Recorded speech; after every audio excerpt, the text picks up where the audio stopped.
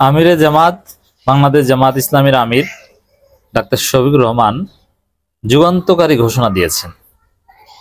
Doctor Shafiqur Rahman একের পর এক চমক দেখিয়ে যাচ্ছেন।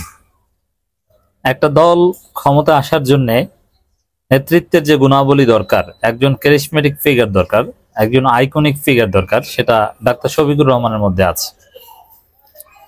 জামাত ইসলামের ওভারঅল লিডারশিপ কোয়ালিটি নিয়ে এখনো যথেষ্ট প্রশ্ন রয়েছে, বিশেষ করে লেজিসলেচার হিসেবে, সংসদ সদস্য হিসেবে জামাতের অধিকাংশ প্রার্থী যোগ্য নয় বলে আমি মনে করি। কিন্তু যোগ্যতা হয়ে যাবে। যাদেরকে যোগ্য বলে মনে হচ্ছে না, বা আমরা যাদেরকে অযোগ্য বলছি, তারাও যোগ্য হয়ে যাবে একটা প্রক্রিয়ার মধ্য দিয়ে। চেয়ারে বসলে মানুষ যোগ্য হয়। আওয়ামী লীগ বিএনপিতে এত যোগ্য লোক, হেভিওয়েট লোক কেন এসেছে? ক্ষমতার কাছাকাছি থাকলে তাদের কাছে অনেকেই আসে। তো জামাত ইসলামী এখন ক্ষমতার কাছাকাছি, কত পিএইচডি হোল্ডার জামাতের পেছনে ঘুরবে, জামাতের সহযোগী সদস্য ফর্ম পূরণ করবে, সাবেক সচিবরা কত ঘুরবে, সাবেক সেনাপ্রধানরা কত জামাতের রোকন হওয়ার জন্য লাইনে দাঁড়াবে, রিপোর্ট রাখা শুরু করবে। Just wait and see. মানে আমরা যাদেরকে অযোগ্য বলছি সংসদ সদস্য হিসেবে, জামাতের নেতারা, জেলা আমির, জেলা সেক্রেটারি, বেশিরভাগই আসলে ওইরকম সংসদে যে আইন প্রণয়ন করার মতো কোনো কোয়ালিটি নেই। আইন, দর্শন এগুলো তারা বোঝে না, কিন্তু তাদের যে ত্যাগ, তাদের যে আন্তরিকতা, তাদের যে নিষ্ঠা, তাদের যে সততা, তাদের যে দাওয়াতি কাজের স্পিরিট, তার ফলেই কিন্তু আজকে জামাত এই ক্ষমতার কাছাকাছি। এবং এই ক্ষমতার কাছাকাছি আসার কারণেই যাদেরকে আমরা যোগ্য বলছি, সিনিয়র লয়ার, ব্যারিস্টার, সাবেক বিচারপতি, সাবেক সচিব, সাবেক সেনাপ্রধান, সাবেক বিমান বাহিনীর প্রধান, এরকম অনেকেই জামাত ইসলামীতে আসবে, যোগদান করবে। তখন এই যোগ্যতার অভাব আর থাকবে না, অভাব অটোমেটিক্যালি পূরণ হয়ে যাবে। আসলে আমি যে কথাটা আগে থেকেই বলছি, সব সমস্যার সমাধান টাকা আর ক্ষমতা, বা অধিকাংশ সমস্যার সমাধান।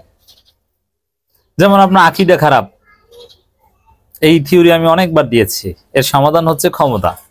আপনি ক্ষমতায় আসলে আপনার আকীদা শুদ্ধ, আর ক্ষমতার বাইরে থাকলে আপনার আকীদা ফেরকায়ে বাতিলা।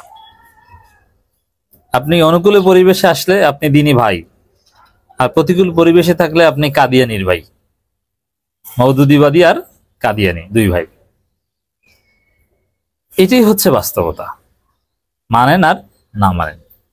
তো এই জায়গায় ডাক্তার শফিকুর রহমানের টুপির স্টাইল, তার পাঞ্জাবি জুতার স্টাইল অতীতের জামাতের আমিরদের সাথে মিলে না, একদম সিম্পল। কিন্তু আসলে তিনি ক্যারিসমেটিক ফিগার। একটা দলকে ক্ষমতায় আনার জন্য যে ধরনের আইকনিক ফিগার দরকার হয়, ডাক্তার শফিকুর রহমান সেই আইকনিক ফিগার। জামাত ইসলামী তাদের ফিগার পেয়ে গিয়েছে। The person is doctor Shafiqur Rahman. তিনি জামাত ইসলামীকে সাহসিকতার সাথে সংস্কার করছেন। একদিকে রাষ্ট্র সংস্কারের জন্য জামাত ইসলামী অনর রাজপথে আছে, আর একদিকে নিজ দল সংস্কার করে জামাত ইসলামী 2.0 কায়েম করেছেন। আপনারা তার আলামত দেখেছেন, লোগো পরিবর্তন, এবং জামাতকে যেভাবে গণমুখী করতে পেরেছেন, জামাতকে যেভাবে ইনক্লুসিভ করতে পেরেছেন, এবং জামাত যেভাবে জনগণের সমর্থন পাচ্ছে, এটা অভূতপূর্ব, নজিরবিহীন। ডাক্তার শফিকুর রহমানের সাহসী সিদ্ধান্তের ফলেই এটা হয়েছে, যেটা তিনি ডাকসুতে এক্সপেরিমেন্ট করেছেন। তো এই জায়গায় শুধু নিজ দল সংস্কার এবং রাষ্ট্র সংস্কার না, রাষ্ট্র সংস্কারও নিশ্চিত করছেন এবং নিজ দল সংস্কার রেডি করছেন। যেমন এই যে যারা রোকন না, অমুসলিম, নতুন জামাতে এসেছে, যার সহযোগী সদস্য ফর্ম পূরণ করেই এমপি ক্যান্ডিডেট, এই কালচার জামাতে হচ্ছে। আরো বিভিন্ন জায়গায় নমিনেশন দিবে। এই সংস্কারের কথা আমরা দীর্ঘদিন বলে আসছিলাম, যে রাজনৈতিক বা গণতান্ত্রিক রাজনীতিতে জামাতের এই জায়গাটা আরো ফ্লেক্সিবল করতে হবে। আপনি রোকন ছাড়া নমিনেশন দিবেন না, এটা হবে না। আপনার সাবেক সচিব, সাবেক সেনাপ্রধানকে ধরে আপনার 5 মিনিটের মধ্যে নমিনেশন দিতে হবে। 2 মিনিট আগে সহযোগী সদস্য ফর্ম পূরণ করেছে, 5 মিনিটের মধ্যে নমিনেশন দিতে হবে।